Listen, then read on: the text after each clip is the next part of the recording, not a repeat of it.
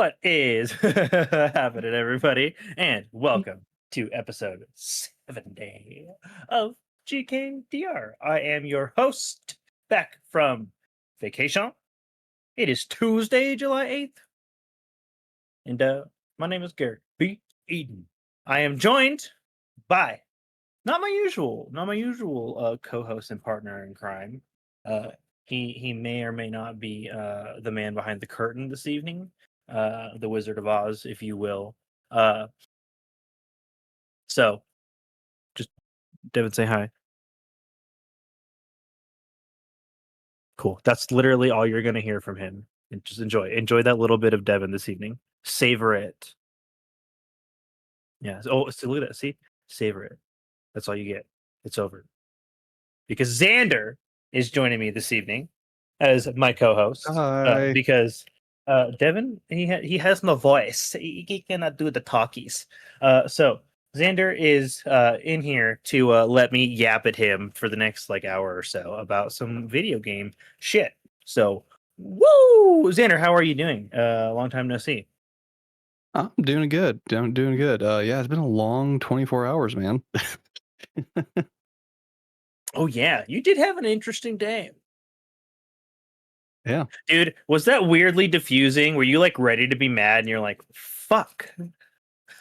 Yeah, I really was, especially with so you and I get very political off camera and stuff like that. And so the state of the world already has me on edge. You're And so charged up.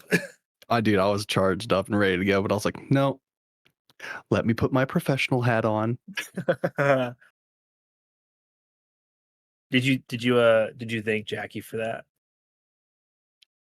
Yeah. I Yeah. mean, I came clean and I was like, yeah, I'm not in the right headspace. So let me just take a second and approach this with a calmer mind. Mm-hmm. Now your day basically it's coming to a close here. I think this recording will quite literally be the last thing you do before you sleep, correct? Yes, sir. Yes, sir. I am Yeah. going straight to bed after this. Straight to bed. Well, let's not waste time then, shall we? Because tonight we are talking Bandai Showcase Rehash, State of Yay, and Breaking Mechs. Maybe much more. Maybe. Because this is Good Kraken's Death Ratio, where we are slashing through the podcast space to be your source for all the all the nerdy video game news, reviews, and discussions you want to hear each and every week. If you want to get ahead of the curve, you can head on over to our Patreon at patreon.com/Good Kraken Pods, where you can submit questions and topics to the show, get exclusive content, and have early access to episodes before they go live on podcast and video services wherever you like to watch or listen. You can also help us level up our game by joining the GK community on our Discord channel by clicking the link in our description below, then subscribing to our podcast channel by searching Death Ratio and leaving a review there. Xander, Yes, sir. we have just a few critical hits coming up. There's some oh, he queued it up. Cha. Was that Devin actually? He could be doing that technically. Oh, okay, but I don't know. I wasn't looking at the thing. But anyways, thank you for the sound. Yeah, we got some critical hits. And I'm really hoping I'm not out of my groove too bad and I got all the appropriate information in. With the right numbers and shit. But hey, as always, go to goodkraken.com. We have stuff and things and episodes and merch and and all of our stuff is there. It's the best way to do that now. It's just, go to our website and then to our Patreon, stuff at both of those places, get goodies. Yeah. Please do it. Go there. Please do it. We love goodies. Help us work less. You can get a very adorable Carl the Kraken mug. You should get that mug. I should get that You mug. should. A good mug. Sip out of it. I want to get the hat. I want to get the hat. But yeah, go check that out. Also, you can check out the latest episode of 20,000 Films Under the Sea, where I believe DJ Devin and Ernell review Jurassic World Rebirth, spoiler free, of course, as always. Maybe go watch the review before you go watch the movie. That's all I'm gonna say. specifically this one. Like normally, I feel like you leave it it's dealer's choice, right? You can do what you want with it, but this is one of those ones, guys. Like trust in Yeah. us. Spoiler Trust in alert, us. it's a movie. Of the year, It's maybe, mid. possibly, it's out. Well, what is also out is I hope I got the right episode. Is I believe episode 176 of the Shipwreck Show. We talk about how the fuck do adult men make friends. Yep, it was an Good episode. interesting Good it was an episode. interesting conversation. It was a good conversation. I enjoyed it. And of course, there's not been Songs of the Abyss. Episode 19 is still the latest episode. We will be returning in 2 weeks. We're just doing our vacation schedule stuff, and our dear friend Pubmaster Drax Sam that does D&D with us is also taking some time to go do some things for himself because he has a life, and we're taking a wee break, taking some time to line up some ducks for some future pieces of content on Ernell's end, and yeah, we'll be back. We promise. We adore doing it. Just be patient with us as we take our middle of the year vacations. We need this to Trust get us through the when we next half. say we want to be doing this content as much as So you bad. guys want to see Yeah, it. so So bad. Yeah, probably more. absolutely. Yeah, maybe a little bit more. We might want it more, but that'll make you want to watch it. So hey, but next we can move right a dingy-ling along the dong, to our next segment, where we are going to be doing what, Xander? Line of sight. Oh, it's gonna be like, do we have a sound for that? Did Devin label them? They're labeled. Oh, nice. I need to add those to my favorites. Fucking Devin Wood. Fucking good on you, dude. Fuck yeah. So line of sight is where we talk about what is coming up. We line up those fucking release dates for y'all for the next week. We're going to be talking about today, our day of recording, July 8th through Monday, July 14th. As always, this is brought to you from Game Informer. They're not a sponsor. We just really love them. I'm scrolling to July. God, it'd be so fucking cool to be sponsored by those guys. Let's see. Sponsor us. Let me. I have to highlight the games, otherwise I will go too far. I do it every single time. Devin knows. All right. So starting with today, Missile Command Delta will be available on PlayStation 5, Switch, and PC. I told myself I was going to start doing a little bit more research on these, and I need to do that. I need to commit. EA Sports College Football 26. EA Sports, I guess. PlayStation 5 Series XS, and that's coming out on July 10th. Also out on July 10th, we have Everdeep Aurora on Switch and PC. We have Islanders New Shores on PlayStation 5 Series XS, PlayStation 4, Xbox One, Switch, and PC. Also available July 10th. We have Michael Punk Early Access. This is going to be available on PC only, also on July 10th. Then we have System Shock 2, the 25th anniversary remaster on PlayStation 4, or PlayStation 5 XS for Xbox One and Switch. Wow, no PC.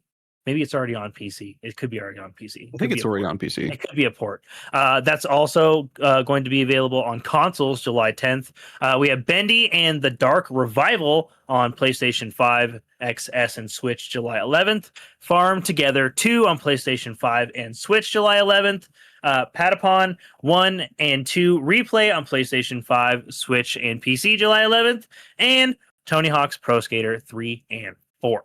That's going to be PlayStation 5 Series XS, Switch 2, PlayStation 4, Xbox One, Switch, PC, and Day 1 Game Pass. All the consoles. Yeah, it's everywhere. So that is what's going to be coming out through the next week. We actually don't really have a lot going into the weekend or next Monday, our last major release, at least that Game Informer is reporting. Of course, there's always going to be holes. Indie games release all the time. That is for just through this Friday. So not a ton coming up on that front. Some pretty exciting games to look forward to. I think Tony Hawk's Pro Skater 3 and 4 is a pretty exciting one. So yeah. I think I'll probably pick up System Shock also, just because I picked up the other remaster and I love that game. So yeah, that's what's coming out next week. If you guys are aware of some other cool games that are coming out next week that we didn't cover on our line of sight today, drop damn bad boys in the comments. I love to look at new games all the time, so put them into my peepers. He wants it in his beepers. I want it in my beepers. So yeah, that is what's coming out. Moving right along, we are going to be moving on to our next segment, our meta. Yeah. Guys, this is our news segment. We are keeping it tight today, though. But in case you missed it or just weren't aware that something like this even happened each summer, Bandai Namco does like a summer showcase where they kind of go over what games they're working on. We didn't recover it last Tuesday because the showcase premiered on Wednesday. So we're just going to do a quick rundown. If you're a fan of Bandai Namco games, you're going to be like, oh, a lot of this seems like information we already have. And you might be correct. But if this is news to you, then it's news to you. Great. I'm glad I could share that. But we're going to run that down. This was the Bandai Namco Summer Showcase 2025, which aired on July 2nd. If you want to watch the actual showcase, which you can at your own, you can find that on YouTube, of course, on their things. Their things.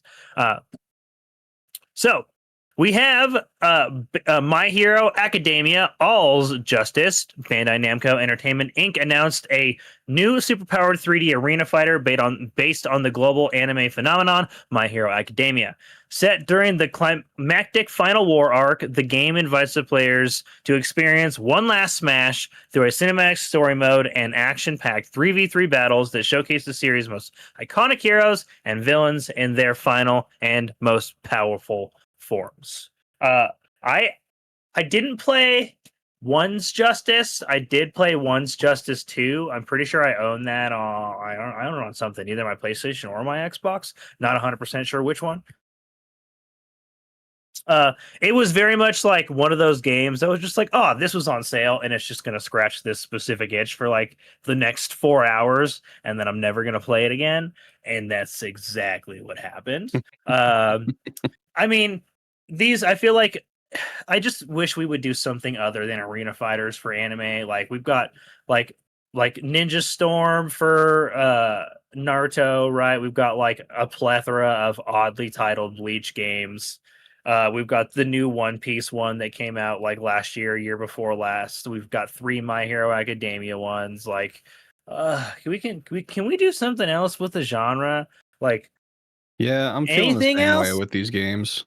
Like I feel like there is like take an anime like My Hero Academia and give us like a Dragon Quest type game, you know? Like give us like something more Yeah, than like just if it has to be new characters to make it so we don't fuck with the canon, I don't give a shit. Like let's do it. Like you've already proven Dude, that can you imagine like an you can make MMORPG interesting side based? characters with like vigilantes. Come on, just do it. What was that one superhero game that came out like a long time ago? It was like an MMORPG where you could make your own Oh, Hero of superhero. Villains, City of Heroes, City of Villains. That one.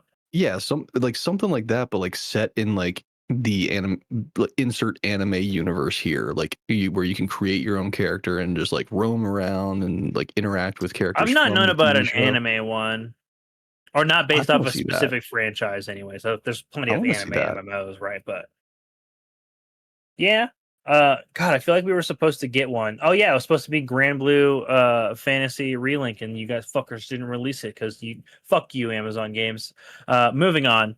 We have Toa and the Guardians of the Sacred Tree, the upcoming original IP roguelite developed by Brownies Inc. unveiled the first of the 4 Guardian trailers, revealing the game's endearing playable characters, along with a video from producer Daisuke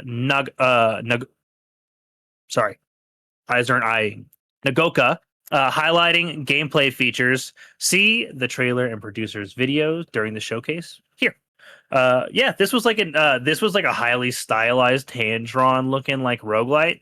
I kind of liked the art style, but I don't Yeah. know if it would be a game I end up playing. It does it's really pretty, and it's got like I do enjoy the way it looks, but it just damn, I was just like, oh, this is just the anime Hades. Yeah. Do with that what you will. It is very stylized, and if you like Bandai Namco's usual look with their games, you're probably gonna like this. Check out the trailer. We also I'm looking at have it now, and it looks gorgeous, man. yeah.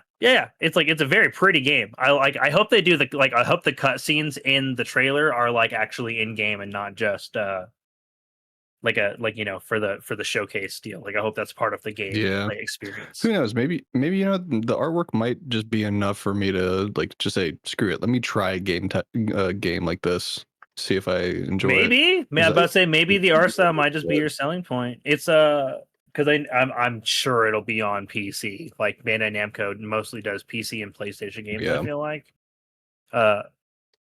I could be mistaken, but I feel like that's where most of their titles land with priority, anyways. Next, we have Code Vein 2. Game producer Kaita Izuka delves into the story and main characters in the upcoming action RPG set in the world where humans and vampires coexist. Learn more about the protagonist in the game and his connections to a character who has the power to help him travel to the past to try and save the world from destruction. And they have a showcase segment below. This is a lot of the same information I believe we got at the previous showing, just kind of repaleted for you if you haven't seen it before. But they didn't unveil a lot more than that. Code Vein 1 was pretty cool. I played it. I don't remember beating it. I'm pretty sure I got fairly far. But I think I just got bored ultimately. I remember there was like this really bullshit maze ass level, and like everything was just very bright and white, and I was just like, I can't do this shit anymore. And I just gotta stop playing. My eyes. Yeah. But I mean, it's a Souls-like. It's Bandai Namco's Souls-like franchise. That wasn't unsuccessful. It's obviously getting a sequel. So yeah, check that out. Next, we have a game that I'm actually oddly interested in because it falls into like just a genre I like. And its animated predecessor was fucking wild. We have Shadow Labyrinth. Showcase guest host Sydney Goodman set up a new look at the title she helped announce at the Game Awards 2025.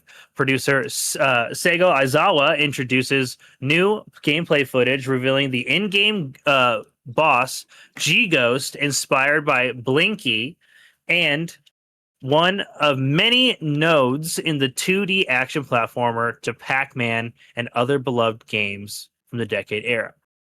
They also have another showcase segment. I'm really interested in this. So this is going to be like a 2D action platformer. It looks super duper Metroidvania. And also, I just never thought that Pac-Man could be edgy like that.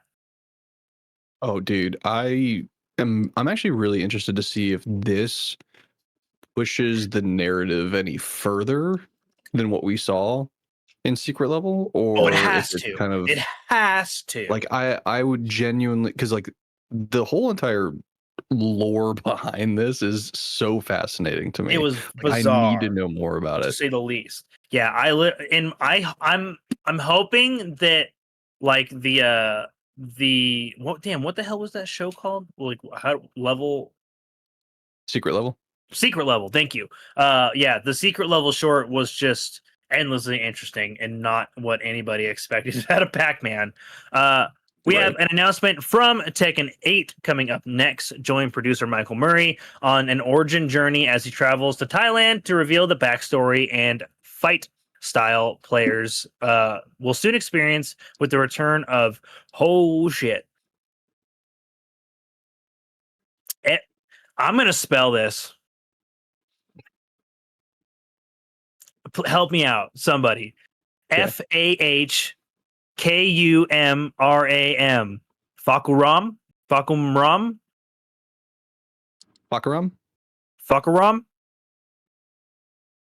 Fuck around. God damn it. I genuinely don't know. I really hope I pronounced that correctly. I do not think I did. I assume it's Fakuram. Oh, yeah, wait. Fakuram? What? Okay, yeah, when I say it with like a Thai accent, it makes it a little bit more. I mean, Fakaram. That makes sense. Fakaram. okay. Yeah, Dude, he the looks next sick. character. I actually didn't look at. I actually didn't have the opportunity to look at the trailer. I wish I had DJ's thoughts on this next character. I'll have to ask him next time I see him.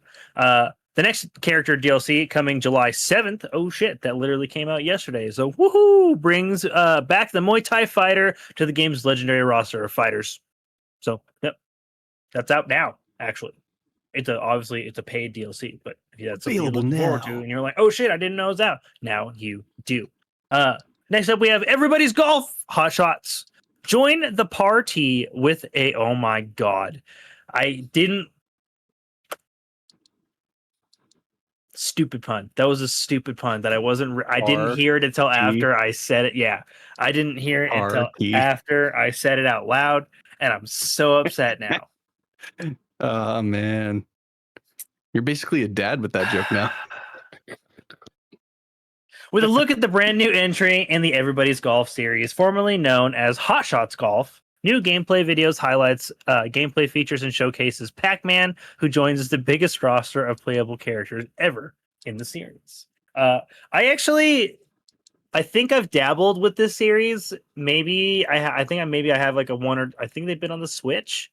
Maybe I feel like they were Switch games, and I have one or two of them, and I caught them on a sale one day. Yeah, I like weird sports games like this, just kind of like I like weird sports animes. So I wouldn't be shocked if I had one of these in my catalogs. I think I do. I think it's an older one, obviously, but I think I do.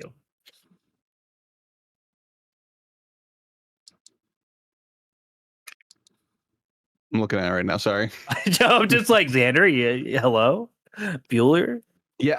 Yeah, no, I'm looking at it right now. I'm just trying to see if I have. Okay, yeah, no, I remember seeing the PlayStation 3 version of this. Okay, yeah, Hot Shots. Oh, Golf. was it maybe? Okay, it's probably maybe I got like a PlayStation Plus game like for free. That sounds about right. Yeah, I probably got off one of those. Yeah.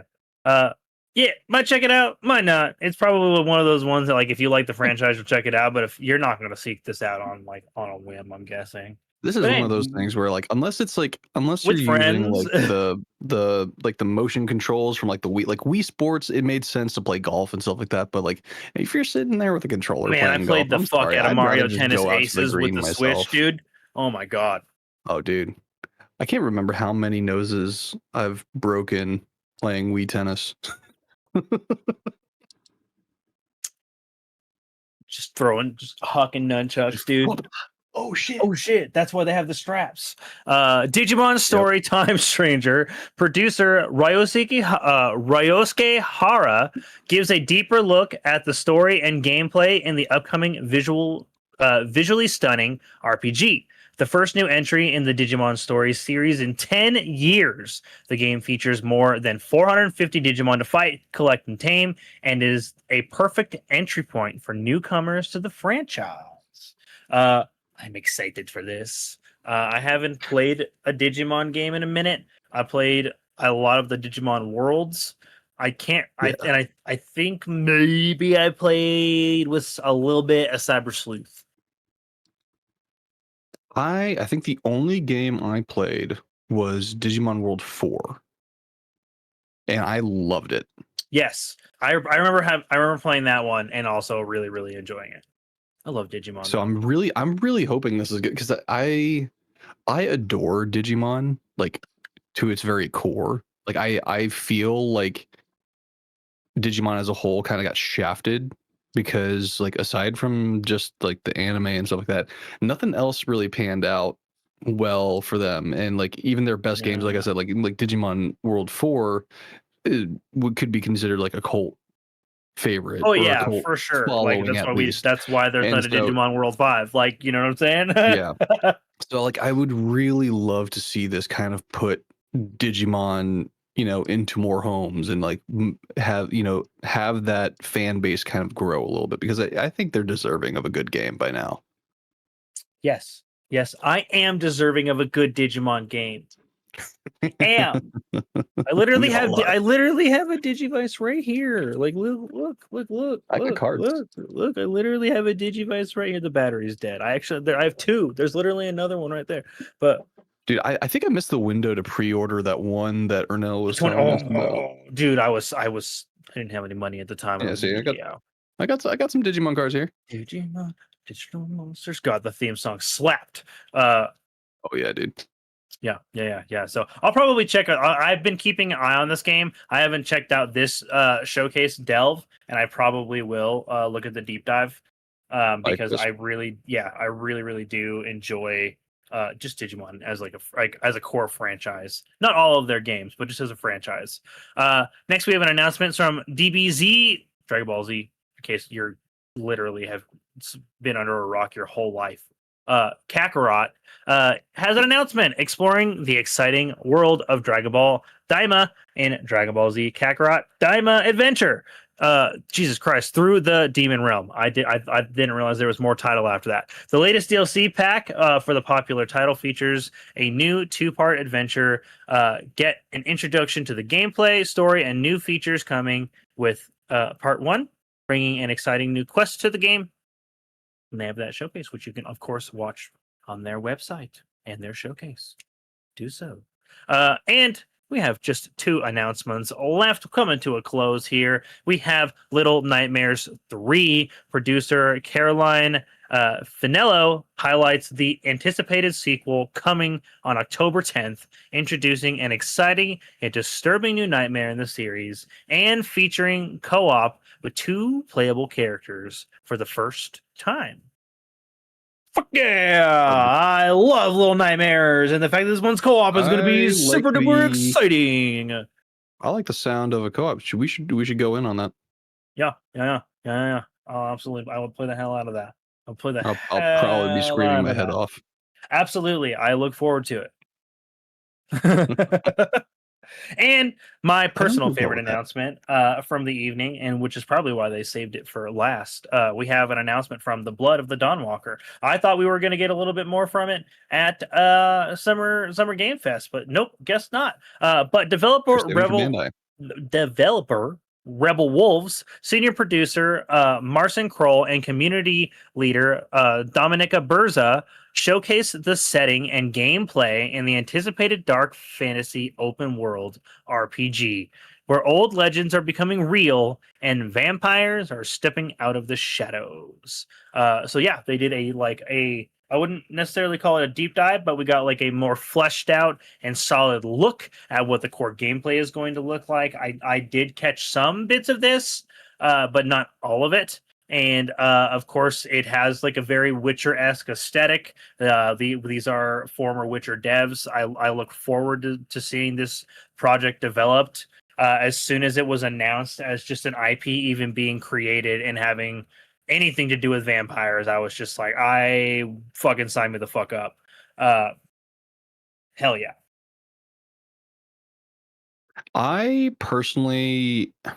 I think I've been kind of like following this just through your eye, really, because like I'm gonna be completely honest. Like I saw it looks interesting enough, but like personally, I was just like, there's something about it that's still not quite catching me. I don't know what it is.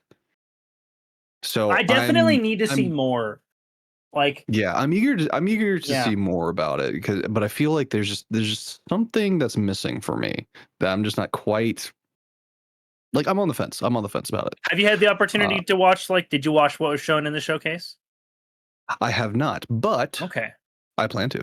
I'm actually watching the Digimon one right now. I haven't muted. Yeah, but I'm definitely gonna end up watching both of those probably before bed this evening. On a slightly unrelated note, the producer for Digimon Time Stranger is a handsome man. My God. Sorry. Oh yeah, yeah, yes. God damn it! Just like everybody no. It's just why y'all got such goddamn drip over there? Right. Motherfucker looks like Genu from K-pop Demon Hunters. Is crazy. I love it. They have so much style. But yeah, that is going to wrap it up for the Bandai Namco Summer Showcase 2025. Ding. Yeah, not a ton of new stuff, a little bit of new stuff, a lot of other things that we'd also heard about, but just giving us a reminder as fans at home that hey, they're still working on stuffs. We have one last little bit of news. Just gonna brush over some thingy things real quick on our little Bytes segment. We only got like 4 things. We just got things that I've noticed over the last couple of days. I'm like, hey, I'm gonna talk about this real quick, and because it's exciting news, but not necessarily like we don't need a full article to get the gist of what this is saying. You know what I'm saying, right? Ghost of Yotei State of Play, baby, with gameplay deep dive that is going to be coming July 10th. Of course, that will be streaming on all Sony platforms, on YouTube, Twitch, and So it literally like the day after you see this, unless you're getting it on that early access. And if so, good for you, man. Good for you. But yeah, that showcase will be airing at 2 p.m. Pacific time, 5 p.m. Eastern time. I put Pacific time again because I'm a dum-dum. If you would like more details on where you can watch that showcase, even though I quite literally just told you, you can find the details on IGN where I found this bit of news. Moving right along, not a bit of news I would usually share, but I'm trying it out. I'm passing along the good news because I don't know, maybe people would like information like this from time to time. But Marvel's Midnight Suns is actually available for free for Prime subholders of any level during Prime days via Amazon Prime Gaming. Like I think a lot of people forget if you have Prime, you also have Prime Gaming.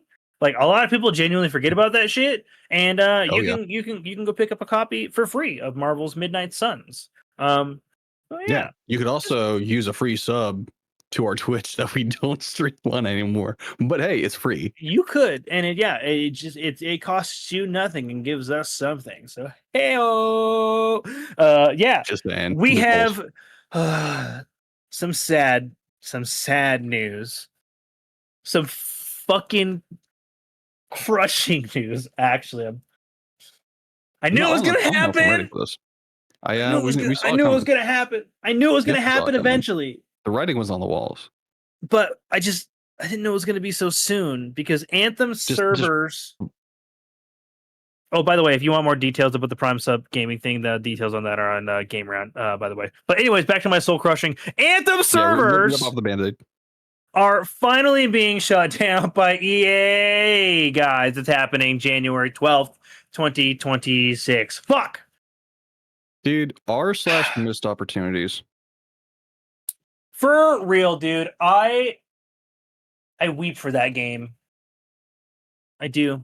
I'll never forgive them for canning 2.0. I followed those updates so closely, read every dev blog, and I wanted nothing more than for them to pull that game through. And I just wish they had a little more, like a little longer to cook, but they just didn't get it. And I was ready to. I played over 100 hours of that fucking game. Dude, I genuinely have, even though the launch was so like janky, I still have so many fond memories with that game. I will just log in to fly around and shoot stuff. Yeah, dude. And the amount of time that we've spent in the last week, and we'll touch on this later in the end game, but the amount of time that we've spent lately, like sharing our paint jobs on Mecha Break, it kind of reminds me of like back when like we would share our paint jobs for our suits in Anthem, man. And also just like there's just, and it was one of the first games where it really kind of played into that exosuit flight fantasy, you know, like the Iron Man trope, right? The Iron Man fantasy, for sure. And it did it so well. Like it's just just give me an offline mode before you pull the plug, please. Like, for the love of all that is good in the world, like just let me play offline. I literally have like a max level everything. Every javelin. It's so sad, January, dude. so yeah, I will probably be there on January 12th when the servers go down to to cry. If you want more details on why that may be happening, we know why. But if you want more details, I might have to fit in one last like one more replay flight, right? of the One more of the flight, campaign. man. Yeah, details for that are available on Polygon. And to end it on a high note, bringing it back real quick, we have Helldivers 2 is dropping its hellpods directly onto Xbox Series XX on August 26th. Hell yeah. We all knew. Actually, no, we all just really hoped actually that it was going to happen. But the hopium is also alive for now for a Halo crossover. Dude, honestly, Like it's that'd be there. sick. The hopium is at its peak.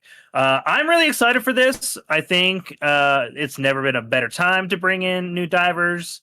I actually have been wanting to play again. I've been keeping up with some of the updates, and things are a buzz. They are even doing a canon bit in the game as to why we haven't had Xbox divers yet.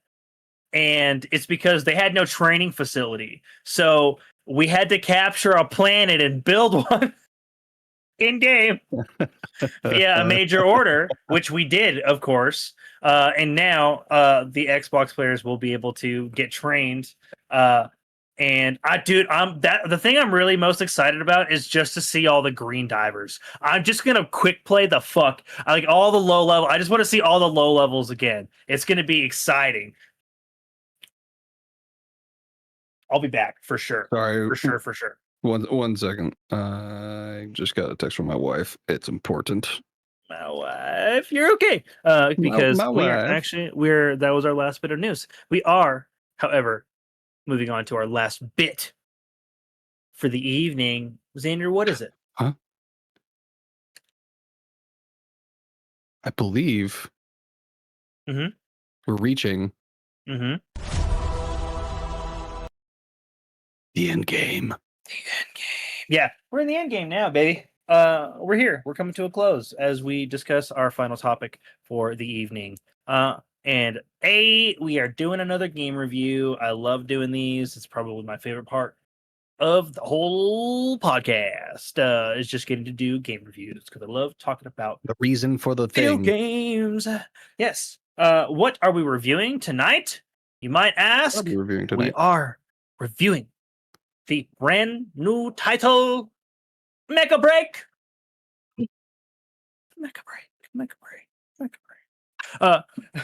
So yeah, we are going to be reviewing and discussing the new free-to-play online mech battle arena brawlers mech simulator game, Mecha Break. This is developed. Some fun facts. Developed by Amazing Seasun Games and also published by Amazing Seasun Games. They have released a few other titles as JX Online 3 and Snowbreak Containment Zone. These are both online MMORPGs. I believe one of them is like an anime style like shooter, but I don't believe either of them got a Western release. Mecha Break is their first game to get a global release and come on over here as well. It was released on July 1st, 2025 for PC and Xbox Series XS. A PlayStation 5 version is to be announced at a later date due to timed Xbox exclusivity. So if you would like to play that, just know you can play it on Xbox, you can play it on PC via Steam, I believe. And it is a free-to-play game, but you can also download it through Game Pass for some specific goodies for downloading it in that manner.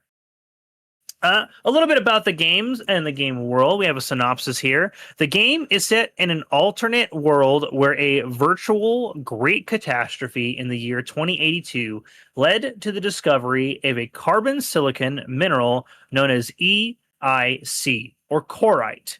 This mineral became the solution to Earth's energy crisis. However, the use of corite comes with severe side effects, including high infectivity and strong pathogenicity. Wow, I'm really impressed. That's a word. Yeah. I did good. Anyways, polluted areas, referred to as fading zones, quickly spread across the globe. Only mechs are capable of operating within these high containment zones to ensure the survival of civilization and uncover the truth behind them.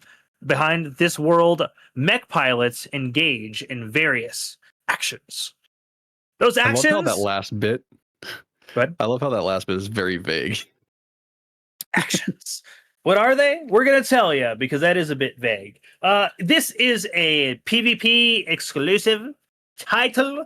If you are expecting something along the lines of Armored Core, it has a lot of that to enjoy. But this game is PvP first. It has a couple of different game modes, which I'll just briefly go over. It has Operation Verge, which features, I believe, somewhere in the wheelhouse of 10-ish maps. Each map has a unique objective, and you pilot your mechs 6 versus 6 to complete said objectives. First person to whatever objective point wins, essentially, in each game mode. The maps are very unique and awesome. Secondly, we have the PvPvE extraction mode, called Moshmock.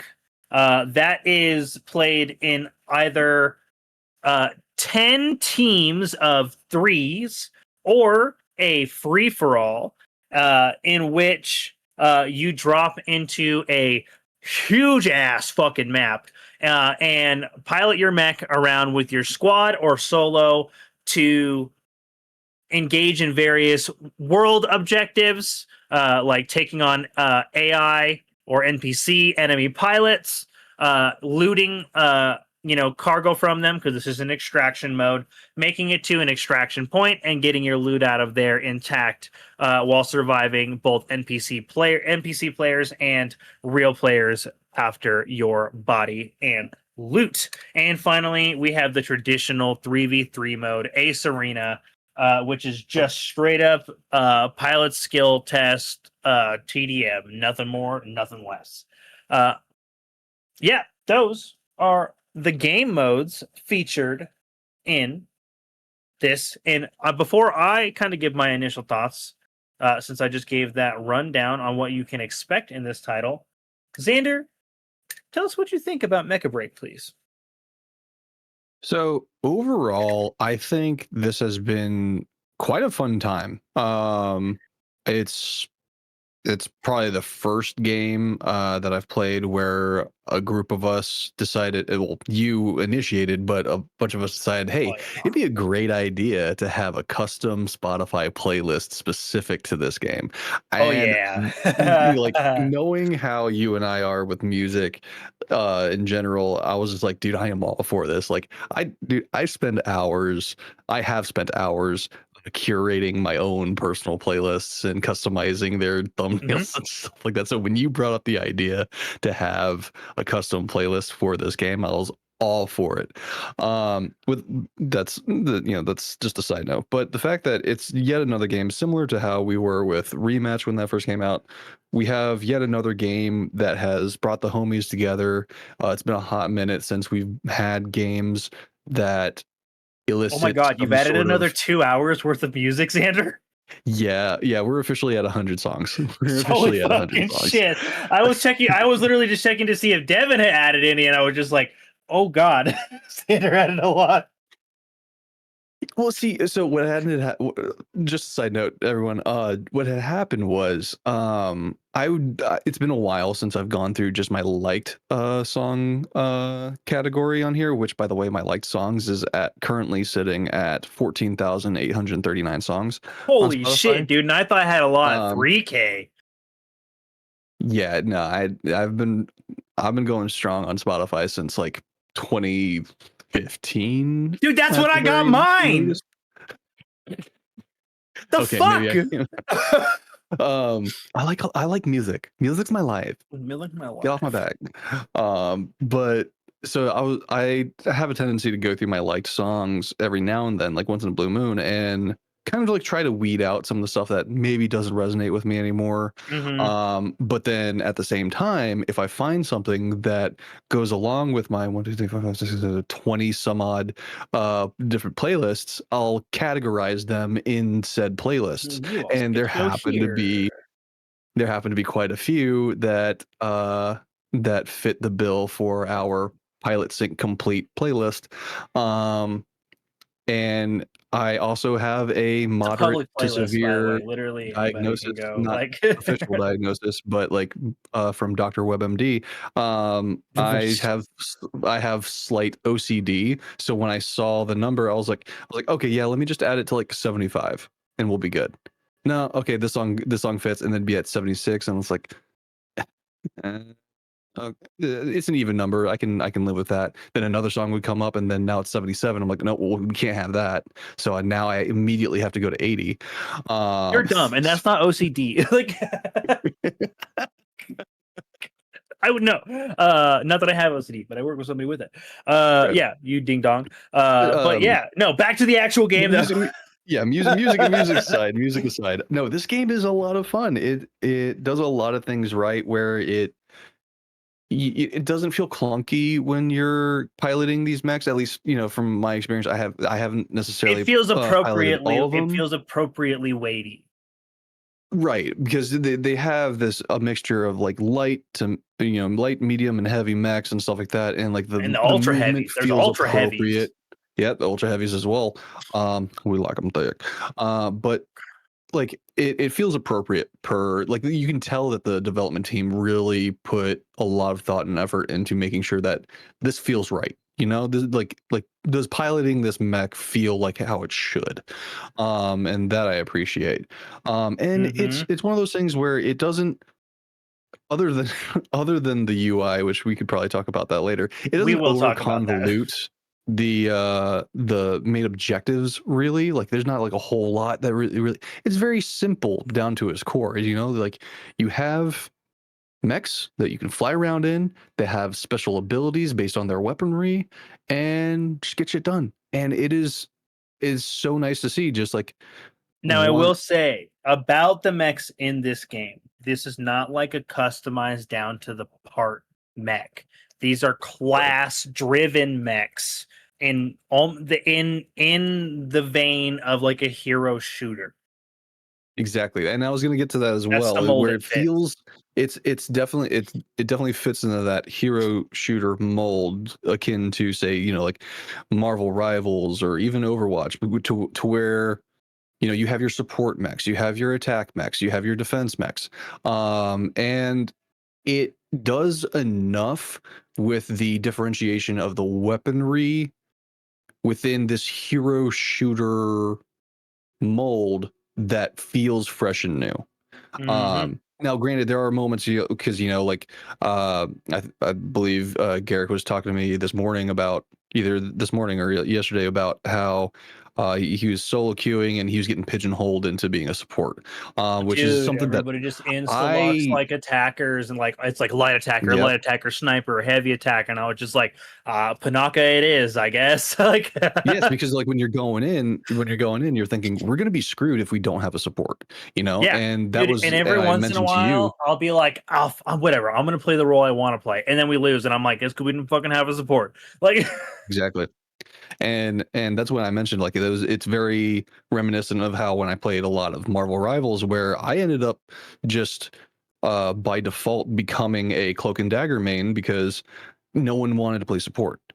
Everyone wants to, rack up kills and, be on the top of the leaderboard. No one wants to sit back and, like, heal people the entire game. And I'm just like, these kids, and I call them kids. I don't care if you're fucking 43 years old playing this game and you're insta locking a fucking attack. These fucking kids, okay, are selfish and deplorable, insubordinate, and I'm not having it. churlish. Insubordinate, churlish, dude. I just other than that, it is a very, very well thought out game.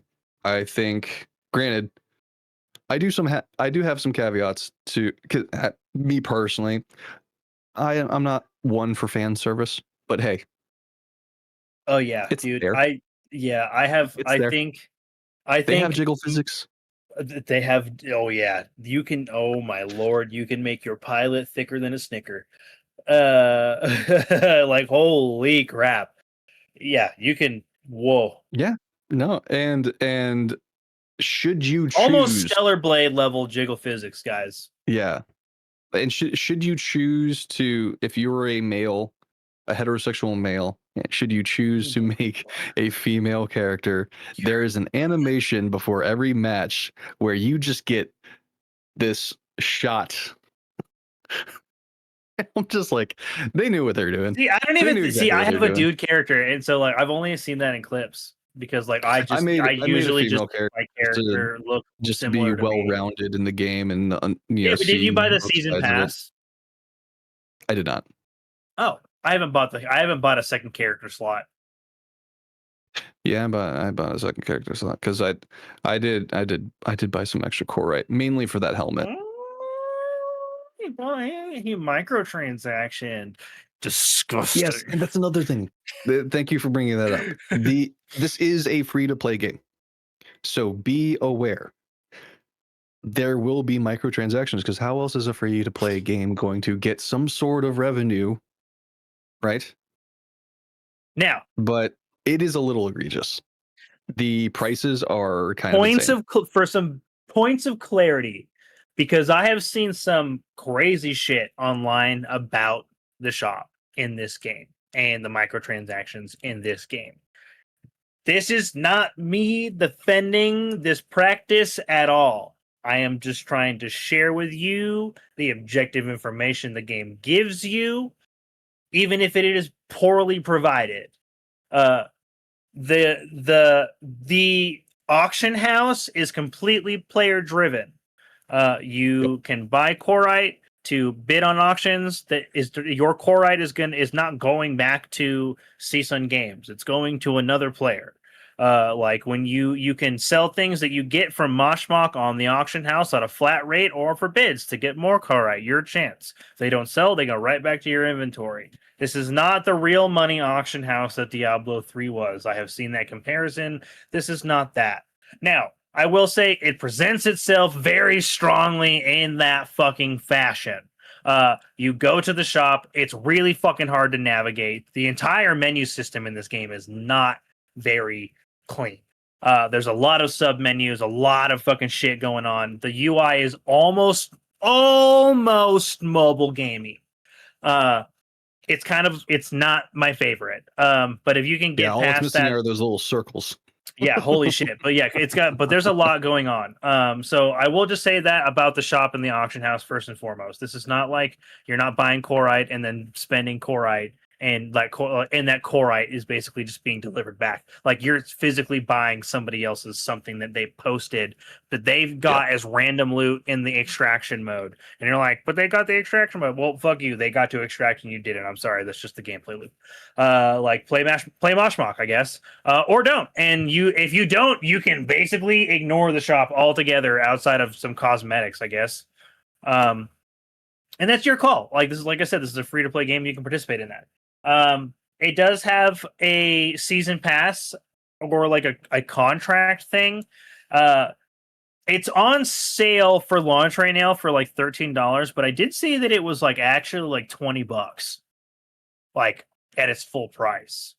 So it is a little bit more expensive for a battle pass. So if that is something you're considering, I would just say get it while it's on its launch I feel sale. like generally speaking, the going average is about like what, $10? It's 10 to 15. Like $9.99 usually. Some people do premiums for like that offer extras for Right. 20. Looking at you, Marvel Right. Snap. But yeah, this does have like one of the most expensive battle passes I've ever seen. You cannot buy mechs with real money either. That's not a thing. You can't do that. The only way that would translate, I guess, if you want to nitpick, is if you buy the battle pass, you can simply get Inferno for free. Like it just gives you Inferno. It's like you bought the battle pass.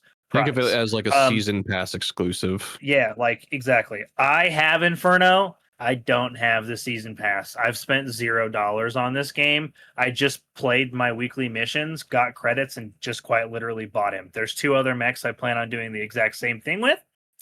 I'll get them when I get them. Like, I'm not. And if I decided to, and they're like, "Oh, but you already have him, so what happens now if you get the battle pass?" I just get his full worth in credits, which is the exact same price as the other 2 mechs I'm missing. So I just get another one. So there is that to consider. Do with that information what you will. And yeah, I would say that pretty much. I feel like I covered most of the microtransactions, right? There's Yeah, some I like think there's one other little currencies. Oh, go ahead. I was gonna say one little adage to the store is that be careful when you do go to the store, because I've noticed that there are a lot, especially in the paint section, there are a lot of the same color that are going at varying prices. So be sure Yeah, to look out for auction that. house shit. Also, at the same time, I noticed this too. Some paint colors can be listed under the same name, but they're a different quality.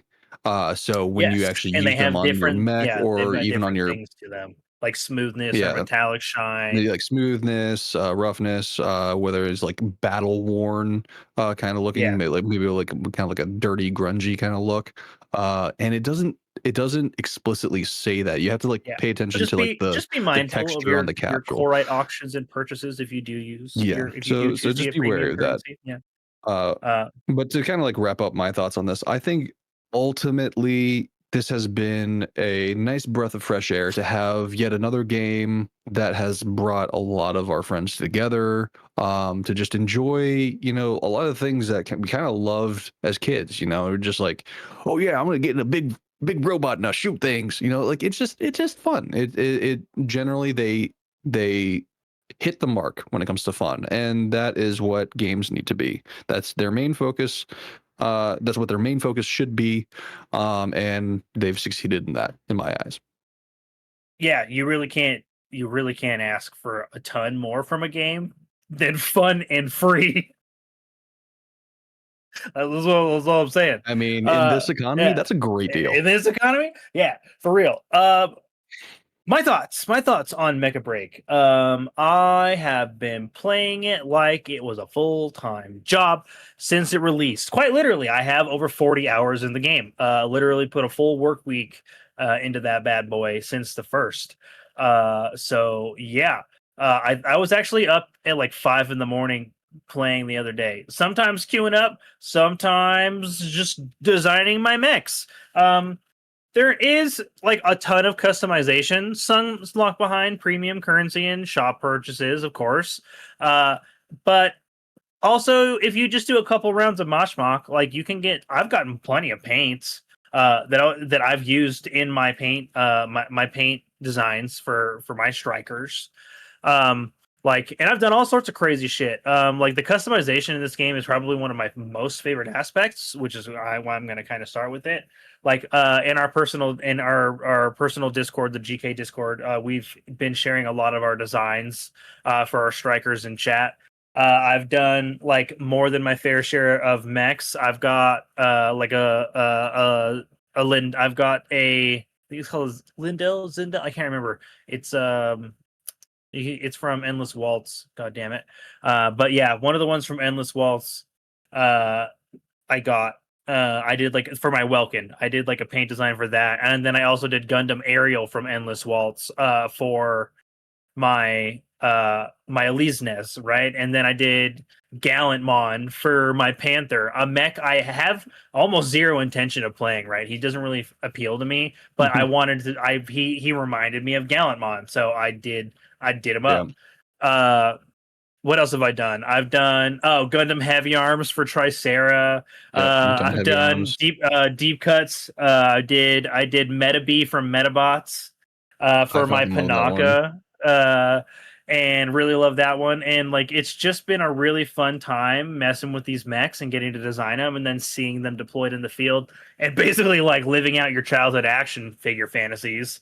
It's been Really. great because I had so many toy Gundams growing up, so many. I fucking bet you Devin had a shit ton of them too, because he got into Gunpla, and that tells me that he probably played with Gundams to begin with. And like I had like I had like full size ones. I had like the full series of like they were like almost chibi size, and they were like metallic gold, the whole set. Man, I played with the fuck out of those with like their interchangeable parts. I had like a whole set from Mobile Suit Gundam G Fighter, and it's been really awesome to like bring those to life in the customization. I haven't spent as much time on the pilot because, well, I'm going to be piloting the mech most of the time. So I haven't delved into the customization on that front as much. But the gameplay loop at its core is really, really fun. I don't mind solo queuing. I don't even necessarily mind losing a game if it's like a good game. Like if it's a genuinely good game. Every once in a while you have like it still has similar experiences to like, you know, some other like arena shooters. I will say the one thing I don't often experience is levers. I've never experienced levers in this game. Everybody toughs it out. But I mean, you're piloting a cool fucking mech the whole time. Why are you going to ditch? Yeah. And yeah, so like everybody, you do your game modes and like you go in and the HUD, even though it's like a third person shooter perspective, the HUD definitely gives you that mech feel. It has like the right amount of clutter for like that sci-fi pilot vibe without being overly stimulating like its menu system is. Holy shit. And it lends to a very immersive gameplay loop and gives you that Gundam feel, especially like when it's like a political turmoil sort of environment in the PvP setup, and that's kind of what you're getting into, which is very much in the vein of Gundam. Gundam is ridiculously political for a mech anime, and if you don't know that, you probably just not watched one of those.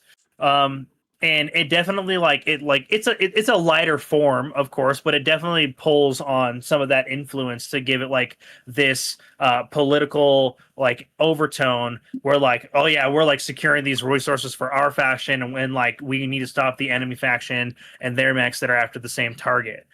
Same with Moshmok. Moshmok gets really intense when you're like going in there, you're fucking up these NPCs, and then like you're having to like be really careful as you approach extract, is like there's people trying to get out of there at the same time, and it's literally only one team's making out of there alive, and you got to duke it out. If not, like your pilot's going down, and it makes for very intense combat. Really intense combat. All of the mechs have a very unique identity.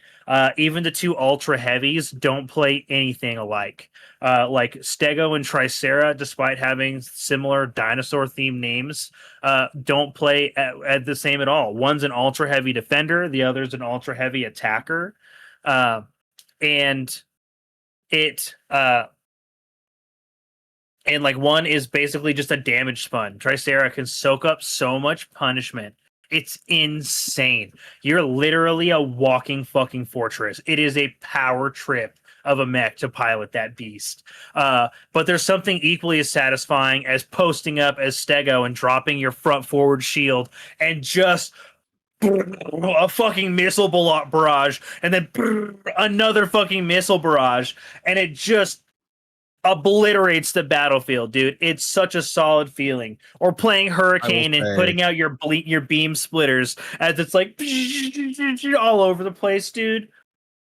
I will say I do not like being on the receiving end of that missile barrage from Dude, if you've ever played as Tricera, you can actually see the missile barrage go out as like the little, because it's all auto-targeting mech systems, right? So they've got like the warning icons, and if you have Tricera with your Gatling guns, you can like and actually shoot the missiles, dude.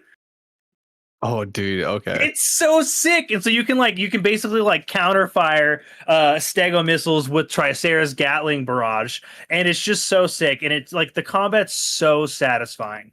It's never felt better to pilot a mech. It did everything that Armored Core did with its feel, but giving it a Gundam tone and making it accessible by making it a free-to-play game. If you like mechs at all in any capacity, this game is fantastic, and you've got to try it out. I really do think it's worth playing at the free-to-play level. Absolutely, the monetization has a lot to be desired. A lot. I forgot to mention, but there is like a $50 skin package where it just gives you like a new pilot and makes your Falcon gold. I'm sure somebody out there has bought it. I have yet to see one in game. Good for y'all if you haven't made that purchase, because that's ridiculous for literally 2 fucking items. Like I said, the monetization is not great, but this is a free-to-play title, and if you don't temper those expectations with a free-to-play title, that's kind of on you as a player. I can't help you understand that's 100% agree. That's how this works. But that being aside, the moment-to-moment gameplay is absolutely fantastic. It feels incredible to pilot every mech. Even if it's not your vibe, you still feel like you are piloting something dozens and dozens and dozens of feet tall. Toppling buildings, destroying the environment with your barrages as you duke it out with the enemy team for dominance over each and every objective. I think it's immensely satisfying, and I'm really, really glad I got to play a game like this. Feels good, man. It feels good. As always, we're going to quickly give our ratings before we let you all free. But we don't do a number scale ratings. We just do a play it now, wait for sale, game pass, deep sale, or hard pass. As we've mentioned multiple times, this game is free to play. You quite literally have nothing to lose other than maybe a couple of hours and some bad matches, folks. This is a play it now from me. If you are a fan of the hero shooter genre, which I am openly against, and I talk shit on all the time. Like, they got me with this one. And it, honestly, just because it's got the paint job I've always wanted. Big fucking robots, baby. Like, you appealed to the right audience, and it brought in me as a gamer. And if you have any sort of feelings about that shit, like big robots and mechs and kaiju and all that stuff, you gotta try Mecha Break. It's gonna be a play it now from me. Xander, what about you? As someone who has fielded a lot of hero shooters in his day, I will say this is absolutely, without a doubt, a play it now game. Now, granted, if you are coming from something like, say, Overwatch or even Marvel Rivals at this point, I wouldn't go into this with the mindset that this is going to be like the next competitive esports type game. When it comes to It's hero very shooters, much more arcadey. This is very arcadey. It is very, it's fun, dude. It literally, like I said, the best way to put it is that this kind of is, I would say this arguably is a nice little benchmark for just a solid fun game, right? You don't need to worry about winning or losing all the time. Yeah, it would suck if you lose all the time, but at that point I would just say get good. But honestly, it is you're not losing anything out other than like maybe a couple hours if you start getting into it. But you're not losing anything out of your wallet if you just decide to give it a try. Play it now. Absolutely. Download it, boot it up, play with your friends. It is so sick to squad. Uh, But please, of course, everyone, let us know what you guys think of Mecha Break at home. Is it something you're interested in? Did we convince you to give it a try despite hearing the interesting bullshit about the microtransactions, which I honestly thought I did a very good job being objective about this evening. If you didn't think so, you're wrong. But let us know You're what you entitled to think your about the opinion, but we're entitled to say you're wrong. microtransactions. But we're entitled to ours. What you think about Mecha Break and its microtransaction, and if you think it has a future, even. Just let us know all around what you think about the title. We would love to have that discussion with you, because this has been Good Kraken's Death Ratio, your source for all of the nerdy video game news, reviews, and discussion that you want to hear each and every week. If you like what you've heard, you can head on over to our Patreon at patreon.com/Good Kraken Pods, where you can get exclusive content, discount on merchandise, and have early access to episodes before they go live on podcast and video services, wherever you like to watch or listen. You can also help us level up our game by joining the GK community on our Discord channel by clicking the link in our description below, then subscribing to our podcast channel by searching Death Ratio and leaving a review there. We have to go, everyone. But until next time. By the time you hear this, the link to our Mecha Break playlist will be available in our Discord. Yeah, well.